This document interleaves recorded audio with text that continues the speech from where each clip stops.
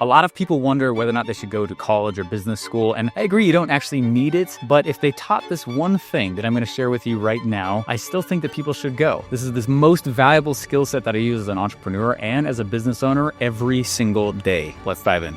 Now, I didn't know that I wanted to be an entrepreneur until I was like age 22, 23. I just didn't know that that's what it was called. I always thought it was cool to go sell products. In fact, growing up, I would sell, little trinkets and duct tape wallets and, to the other kids. We actually lived by a public golf course, and my brothers and I would take a backpack, have the top unzipped, and we would run around the golf course collecting balls from all the ponds, and then we'd clean them up and sell them back to the golfers. I always had kind of that entrepreneurial streak, and I guess if you're watching this right now, you have as well. Tell me some of the cool things you did as a kid down below. It wasn't until college, when I was like, I think I'm going to be an entrepreneur. Is there an entrepreneurship degree? There wasn't really one. There was classes you could take on it. I had this one specific class that really, really helped me a lot. And what I found is that there's only like 5 schools in the nation that teach what I'm about to share with you. It was the one class that was the most impactful of everything that I went through. And I find that those who hated their college experience the most didn't go through this. And I'm like, this is that one thing that I took from school that I use over and over and over and over. And so I'm going to teach it to you right now. What was happening is I think I was on product failure, 10. My products weren't bad, but they weren't amazing either. I finally get to this one semester. And in this semester, we were not allowed to take any classes except for this one. So it's a one class for 3 months. And all we were supposed to do is build a business from scratch, a real business. And if you did not make money, they would fail you and you'd have to restart it. Now, the rules of the semester were very interesting. The professors were not allowed to interject any advice, right? So if they could see that we were going down some weird path, they had to let us fail. If they saw that we were about to make a mistake or saw that we could optimize something different, they were not allowed to interject at all. The only thing they were allowed to do was answer just the question that we asked. And it really was powerful because it taught us how to be very self-reliant in finding questions and answers on our own, but also being able to articulate a question so that we could have a more strategic thinking. So this is what happened. I went off and we got assigned to the food business. They kind of divvied up the whole graduating class. It's kind of like a capstone project, if you will. And they said, hey, you guys over there, you're going to make a trinket. And they literally had to invent something, get it manufactured and create it and print it and ship it and sell it. Over there, you guys are going to be over in like the info product space. Over there, they assigned me to the food business. I was like, I hate cooking. I'm not a good cook. I dabble in the carnivore diet because it's easy to cook. So I was like not excited by this thing. And because I was already a nerd, the 15 other students that were in our group voluntold me to be the CEO of this thing. And I was like, great, I'm in something that I hate. Unless I make money in it, I'm going to fail. And I was not motivated by this thing. But they broke out this process that I'm going to teach you right now that my brain just latched onto. And I was like, this is exactly what I came here for. Finally, freaking 3-4 years in, where have you guys been hiding this? And what they did is we sat down, and I'm actually going to link this video to you guys. Not my video. I think it's a video that every entrepreneur or business owner should watch. It's old. It was old back then, but it's a news story about a company that was trying to figure out a creative way to improve the shopping cart, the grocery store shopping cart. And what they did is they shared this video about a design firm. And when we think the word design, especially now, we think what's the pretty colors and what's the logos and fonts and what's the aesthetics. And that's not really what design is. That's a way to use design. But they use this process called human design thinking. All right. Human design thinking. Tell me if you guys have heard about this at all. Human design thinking is a form of design that you do that keeps the end user the focus. What happens, and really why I was failing so much as an entrepreneur, is because I was designing products that I like, but that's the big kicker. I'm not the one buying it. And so I should stop asking me, right? I can't be the source of data for the products I create. And that's super opposite of what most entrepreneurship teaches. They're like, go build the product that you could have used 5 years ago. And it's like, yeah, I mean, that kind of helps you get down the path, but you really should not be the person that you're asking because you're not the one buying it. You do not represent the market and you are not the representative of your dream customer. You got to be really, really tuned to it and learn how to listen to it. And so this is how I learned how to listen to the market. Entrepreneurship is not about being a genius. I remember when I was going through these entrepreneurship classes, I kept thinking, and there's kind of this notion that we have in this space that you got to Steve Jobs it. You got to Mark Zuckerberg it. You know what I mean? I'm going to be this creative genius psycho that goes off into creative caves and I'm going to make something that no one's ever seen before. And it's like, that's a flavor of entrepreneurship, but it's like 1% of the entrepreneurs that are out there are that kind. They're the actual market makers. They invent a freaking industry. And it made it really unattainable. And it taught me a lot of creative thought, but it made it really hard to be an entrepreneur. I know because I teach what I'm about to tell you guys on stage, I always see all these head nods. So tell me if you know what I'm talking about. A lot of us, we're not trying to go invent Apple. We're trying to make more money than our 9 to 5, and we're trying to have money for investments and be able to go on vacations. That's a very different mark to hit than I'm going to go Steve Jobs it up. And so what this process taught me was how to put the customer as the focus of all products that I create. And I didn't know that I wasn't doing that. Someone had to teach me that. And this semester is what taught me that. So that link in the description, you're going to see a design firm that is literally the design firm that is responsible for why the toothbrush is shaped how it is. They literally designed the shape of the rocket fuselage. They were the ones that Steve Jobs went to when he needed to design the first mouse for the computer. And it's funny because when they talk about this, they're still around today. It's been around a long time, but a lot of our entrepreneurship space does not know about them, which is really funny. You talk to them and they're like, we don't know anything about rockets. We know nothing about orthodontics and dental work. We're not computer scientists. That's not how these things were decided. And that's not how these things were designed. And so if you're going to be a creative entrepreneur who is creating products that truly solve legitimate problems for the marketplace, you're really going to love what I'm going to walk through right here real quick, okay? This is 5 steps called human-centered design. Human-centered design, again, does exactly what the title is. It gets you out of your head of creating a product that you think is cool, and it puts you kind of in a side seat, driver seat with whoever you're creating it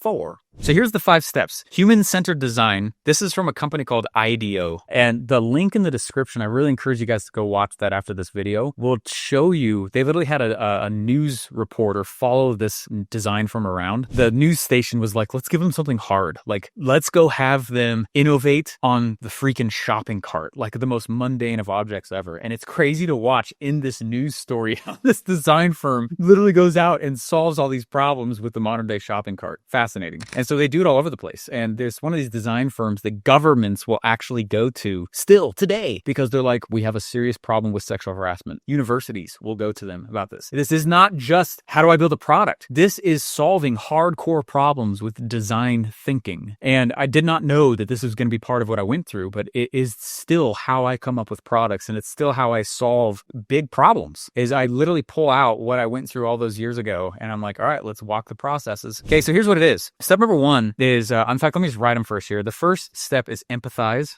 Second step is define. The third step is ideate, which is my favorite one. Fourth phase is prototype. And then the fifth step is test/iterate. Iterate. Now, you'll find that when you use this process, the entrepreneurship space suddenly has more meat to it. Like, what do you do? What does it mean to be an entrepreneur? It really means this. I'm going to go in and I'm going to design it. I'm going to figure out who my dream customer is. And the first thing I'm going to do is I'm going to empathize. Empathize is me really getting to understand and know who the customer is. But it's not just like how we all talk about it in the entrepreneurship space. What's your target demographic?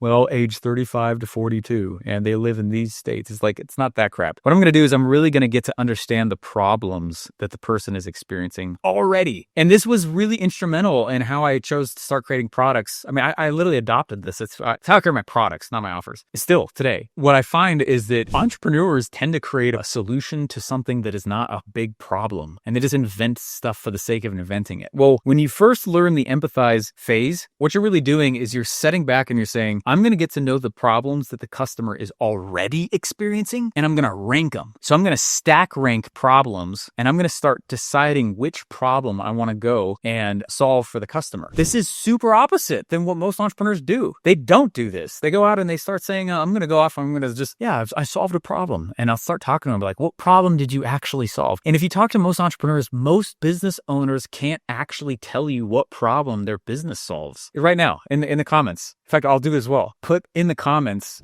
what problem your company solves. I've been in massive 7 and 8 figure masterminds where the business owners can't actually do what I just told you. They can't tell you the problem. And the reason is because most business owners, they start talking about the solution. And we're like, no, we're not talking solution. Problem. What problem do you solve? Okay? And if you can't name it, all product creation is a freaking gamble. All product creation is kind of a hope, wish, and a prayer. Everything should be anchored back to an existing, valuable, customer-centered problem that they're already experiencing, which you can define. If you can't define the problem, you're not going to be able to go create a solution, right? So it's very funny, as I go off and I audit a lot of different people's products now, it's one of the first things I'll ask them, what problem does your company solve? And they don't tell me a problem. They start talking about their product. And I'm like, that's not what I asked you. And that's why they don't have the emotional feel goods. And it's why they kind of feel like is this going to work? You start tiptoeing a little bit, and then you don't feel like you can market as hard because you don't have total confidence, and it makes it really hard to create marketing because nothing is problem focused. You're just product focused. And this is one of those things that if like those big, massive farm gates, they swing really, really big. That whole analogy where it's like, if something is off by like 2 degrees here, it's like dozens of feet at the end. This is one of those situations. If you can't name the problem,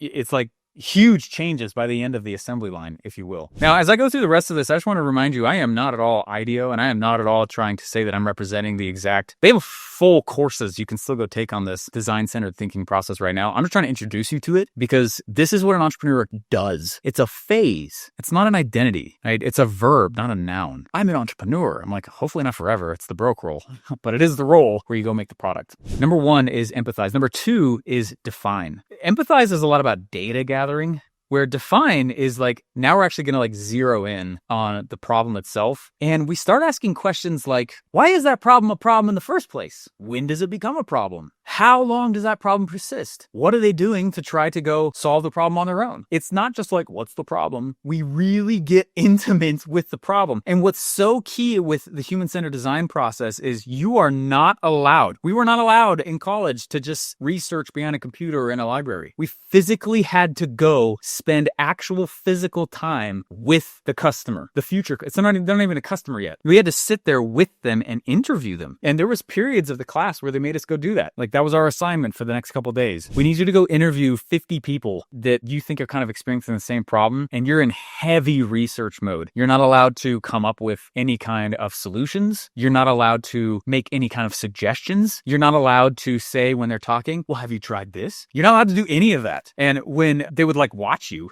they'd be like, stop it. You're just taking notes. Stop it. You're starting to ideate and solve. Stop it. Stop it. Stop it. Stop it. So what this does is it makes the time that you spend in problem understanding really freaking long. And entrepreneurs don't do this. What they'll do is they'll be like, here's the problem. And we could. They become futurists too quickly. Does that make sense? What this really emphasizes is the ability to sit with and in the problem for as long as you can stand. And I remember getting bored in this phase. This wasn't just like a 30-minute thing. We would call someone, and once we got to understand them a little bit, they'd be like, can I come meet you? I mean, we physically would have to go to them. It's not a Zoom call. We went to them, okay? And we had to sit there with them. And it was a minimum of like a 20 to 30-minute interview. And then we would do it multiple times. And what we started doing is, it's really interesting what starts happening is you become so intimate with the issue that the next phase gets really, really easy. So if you're an entrepreneur that's had a really hard time coming up with something to sell, it's typically because you're skipping phase 1 and 2 here. Phase 3 is so fun. It's the one you probably love as well. You're probably an entrepreneur because you're watching this channel. And this is the phase where you get to ideate. You are not allowed to think about current resources that you have. You're not allowed to think, do I have any kind of, access to different key relationships? You're acting like you have any available resource, period. And so you just live in this what if land. What if we did this? What if we did this? What if we did this? Now, what was really unique, and again, IDEO and human-centered design discipline actually teaches this as well. You don't want to be in a room ideating with people who are similar to you at all. They would put us in groups that had super different backgrounds. This person grew up in the projects, and that person grew up with a silver spoon in their mouth. That person was in the military, and that person over there is passes out if they get a paper cut. Okay, seriously, wildly different backgrounds. And what was interesting is you started calling on the personal experiences and backgrounds of those that you were ideating with. You're no longer with the customer right here. So you leave the customer, you get back together. Everyone has done tons of interviews, and collectively as a group, you've done like 50 interviews. And you're sitting there and you're defining the problem. All right, we got the problem nailed down. Sweet. Let's put on our Ideate hat. It's just that problem. Don't sneak in another problem. Just that one issue. And we would literally write the problem down on the top of a whiteboard or on a piece of paper. Often I've done this actually with like legal pad. fact, a book that I'm working on right now, this is how it started. I didn't know anything about the topic, but I wrote down the problem once I got it defined, and I wrote it down on a piece of paper and I ripped it out and I put it on my floor. And for the next like 3 months, every time I learned something that related to it, I would write down on another new piece of legal pad. I'd write the quote down or the story down or, whatever the lesson was, and I'd tear it off. Then I started grouping the topics together across my floor. Because I'm a nerd, baby. But I use this process all over the place. You can solve almost anything with this type of thinking. So with the ideate phase, you're living in hardcore what if land. Huge ideas. You want to fill top to bottom whiteboards. You want to do your best here to not judge any ideas. In fact, there was an experience that was really, really interesting. One of the professors during this semester, he could tell that we were not doing this phase correctly, the ideate phase. And so what he did, check this out. He's kind of a weird dude. He helped launch Star Wars Episode 1. He was the CMO of Pizza Hut. He invented stuffed crust pizza to save the company Pizza Hut. He was my teacher. He's awesome. He was the CMO of Denny's and helped push their sales up like crazy by doing collaborations with massive influencers. He's an interesting dude. And this whole thing started with him looking at me and he goes, I'm going to teach you how to think. I was like, I thought I knew how to think. He goes, you know how to think, which is why you're coming up with crappy products. And I was like, I didn't think my products were crappy. Like, this is what he did to the whole class because of this, right? So he's sitting down there and he calls our little 15 group company together in a room, and we're sitting there and he's got a squirt bottle, like a spray bottle with water in it by his side. And we're like, what the heck? He goes, guys, I want you just to brainstorm real quick the name of your company. Someone be a scribe, someone get on the whiteboard. So the class, not the class, our little 15-person company, right? I'm the CEO of this thing. Our little group here starts shouting out names of companies. And he goes, I don't remember what the names of the companies were, but someone's like, we could call ourselves whatever. And, the scribe would write it down. And then the class was sitting over there and they're like, we could do this. And the scribe would write it down. And meanwhile, the teacher was sitting kind of between us. He'd look at the board and he'd look at our faces. And he'd look at the board, look at our faces. And what he was waiting for, and I find I have to do this similar thing in my workshops for the same reason. The first kid said a business name idea that was kind of stupid. And one of the other kids scoffed. He went like, and then the teacher stood up, takes the water bottle, sprays the kid in the face and goes, bad kitty! Sprays him in the face. We're all like, what the heck? Oh my gosh, who's this dude? And then he just sits back down and he's like, continue. And we're like, now everyone's afraid to tell ideas. And so we're saying more business names, and they're just writing, like, what the hell? Like, oh my gosh, sure enough, bad kitty, to the next person who's like, oh, that's a stupid idea or whatever. He's like judging it. And he yelled, he goes, you guys don't know how to think because you're judging the idea before it's even out. How long is it going to take for you guys to understand that when you take a psycho idea and a mainstream normal idea and you combine them, that's how you get prolific ideas. You don't just come up with prolific ideas. You take something that's not like psycho and something that's mainstream and you combine them. Then you have prolific. And we were like, oh, because you suck at the ideate phase right here because you're judging the idea before it's even out. It's like, this is the big key. No negativity at all. All ideas, good ones, bad ones, all of them, every idea, all of them. Do you guys know stealth aircraft for the military came out because the government was literally pursuing invisible aircraft, like what you would see on Star Trek or something like that? This is real. The government tried to make that. And in the pursuit of an idea, we would go, that's psycho. And are you kidding me? In the pursuit of that, you take a psycho idea and something that's mainstream, you combine them, and that's literally how stealth bombers and aircraft was created. This is a skill set. It's the number one skill set that I really wish college taught, which is how to think. How to sit in a problem and not know the answer for a very long period of time is a dying skill. Because we have these stupid phones now, I can sit here and be like, hey, I wonder how old this actor is. I'm like, how old is this actor? And it tells me in an instant. And how cool that is, it also is handicapping so much organic, original, creative human thought. We can't not know what an answer is. If you're an entrepreneur, you need to get very used to not knowing what the answer is for a long period of time, because your phone and freaking ChatGPT, that stuff's not going to tell you the answer. AI is all past-based. So if you're a futurist, you got to get used to the idea again that you're not going to know the answer to something for a long freaking time. And this is like that skill. It's this pattern. I've done 35 live events, and every time I get a batch of people in there, I can always tell the person in there who's too impatient to do something prolific. You have to sit in it. I think it was Socrates or Aristotle said, is the mark of an educated mind to be able to entertain a thought without accepting it. This is the dying skill. And this is the skill that they just don't teach in 99% of schools or in school in general, literally how to think through a problem. And so that's why he was harping on us hard on this one issue right here. And that's why I'm spending so much time on it. I can't tell you how hard it is. I can always tell the company cultures that are broken whenever I'm helping a company come up with a new product, because the business owner will be there and there's there's all these, their team is there and their leadership team is there. And they're like afraid to give suggestions. And I'm like, oh, broken organization. Broken organization. They're literally breaking the cardinal rule number 3. They will not come up with something prolific in the lifeline of that company unless they make a hard cultural shift. If you're trying to be a prolific entrepreneur, trying to create something that's new, exciting, interesting, you have to teach those around you to think like this and that it's safe to say stupid ideas and don't name them as stupid. Get them all out.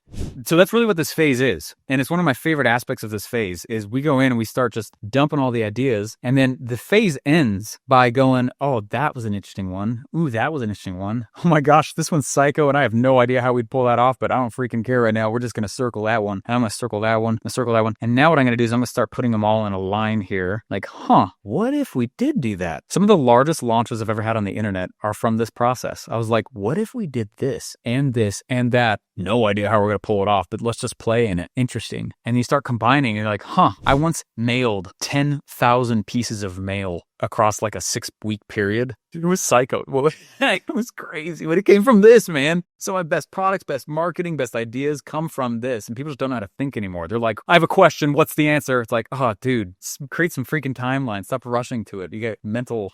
I'm not going to say that. I'm not going to say the word. Anyway, all right, here we go. Then once you have this idea figured out, let's just pursue that. What's really fun is now you actually start creating a prototype. This is that phase. This is phase number 4 out of 5. Phase number 4 is a really, really fun phase because you actually have to build a physical prototype of it. And when we were taught to do this, the way that it happened was the professor came in the room and he had this big batch of Play-Doh and like popsicle sticks and glue and construction paper stuff. And he had like colored pencils and kid toys. And it was really interesting because we started off the day. There wasn't just that. He had like Legos and Lincoln Logs and kid toys, dolls. And we sat down and we're like, what the heck? This is like an upper class. Like we were about to graduate. And he goes, I have one rule today. The rule is I will only continue teaching if you continue playing. And he was dead serious. We were not allowed to take notes. And the dude was dropping straight fire gold. And I wanted to take notes so bad. And as soon as someone started taking notes, he would stop teaching and he would just stare at the person. Why'd you stop playing? Dude, he was a good teacher. And the person had to put their notes away and take like the freaking dolls and start playing with them on his desk again. It's like little dinosaurs and crap like that. And I was like, what? And at the end of the day, he goes, guys, creative people are playful people. You will not create anything cool in your life if you're a stiff. Stop being professionals. I was like, He was such an interesting guy. Well, when you're prototyping, that's why he was teaching this. He taught the whole process to us. He goes, now the prototyping phase. I said, I have an idea for a website. And he goes, great, create a prototype. And I was like, you mean like code it? He goes, no, look, you have construction paper right there. You got Play-Doh, you got popsicle sticks and glue. I want you to build me a website with those things. And I was like, are you serious? He goes, yep. And I literally had to design a website, a physical representation of a website with construction paper, glue, popsicle sticks. I did, and I remember I got a piece of construction paper and I made what looked like a video window with Play-Doh. And then it was really funny. And at the end, we had to like show it to everybody. And what he was doing is he was teaching us how to create prototypes out of any idea. Because if they live in your head, you're wrong. If they live in your head, it'll die. You have to have a physical, not digital, physical. I always draw every funnel before I build it for this exact reason. And because of being in the military. They do this during mission planning. You literally create a physical diorama of the mission. Alpha's going to move here. And you literally will take like Legos army soldiers and you'll, like you see on the movies, and you'll literally move them here. That's real. That's a real thing because all mission planning, all product planning comes down to the same idea. So prototype is really interesting. What you had to do, and this is the last part, you were not allowed to spend more than 15 minutes creating a prototype. 15 minutes for some hardcore solution to some epic problem. You can't make a cool prototype in 15 minutes. I'm not making this up, and the professor was not making it up either. This is straight from IDEO, and this is straight from the human-centered design thinking, like, I don't know if it's an institute or what, but that's what's so fascinating about his process. When you have a time constraint, you just get it done, okay? If you're not operating as an entrepreneur with some time constraints, you're trying to make perfect products. Stop. You're not going to make a perfect product, especially the first round out. Stop. Stop shipping the first product you build. Stop. You're not making an awesome product. What you do is what they taught us here. And it's why they were teaching it. I'm not like inciting lessons. This is what they were teaching us. What you do is you go in and you say, all right, I created a prototype of this thing in 15 minutes. And I think the most they gave us once was like 30. It's physical representation of even something that's digital. And this last part was always very, very, very uncomfortable for me. It was so uncomfortable. This is why it's human-centered design. Steps 2, 3, and 4 are done back in the creative cave with your creative crew. Don't ever create alone. You always co-create. What you do on step 5 is you now have this prototype and it looks like absolute crap and it looks like garbage. What you do is you're now supposed to, and we had to do this, is we had to go take the prototype and we had to go get physically in front of the person who is intended to use it. Hey, I saw that you have this problem, and so I made this prototype. That was all you were allowed to say. You were not allowed to describe what you said. You were not allowed to educate the person on how to use what you made. You were not allowed to do anything at all except take notes. I couldn't ask any leading questions. Now think about how uncomfortable that is as an entrepreneur. I created this prototype and I know it can solve your problem. Here you go. And you were never allowed to look at the prototype, ever. What you had to do is you had to look at the person and you had to look at their eyes. So what we would do is we would have a piece of paper and we'd be sitting there. I'm not allowed to describe it, define it, tell them how to use it, tell them what it is, tell them what problems, like you just give it to them. And what you do and why it's human-centered design is you observe how they interact with it. Is what you made so intuitive it needs no explanation? Is what you created so intuitive that they understand what problem it solves without you saying anything? Now, how often do you think someone made the perfect prototype? Never. That's not the point. What you're doing is once you test, now I'm going to go back to step number 1. And literally what you do is you repeat this cycle and improve the prototype. Repeat the cycle, right? I'm going to go back through empathize, define, ideate, prototype, test. Do it again, do it again, do it again, do it again. And from that cyclical process over and over and over again, you have a really interesting thing that happens. You spit out this product that was co-created with the person it's intended for. They already understand how to use it because what you made is so intuitive. They understand the problem. They understand the solution. There's no user manual. They get it. This is much how Steve Jobs did create Apple. He's like, let's stop making them be these scientists. It's intuitive. As much as possible, it's intuitive. There's like 4 buttons on this thing. How interesting it does everything it does. Fascinating. And so this process, when you take it to entrepreneurship and you understand really how to create things that are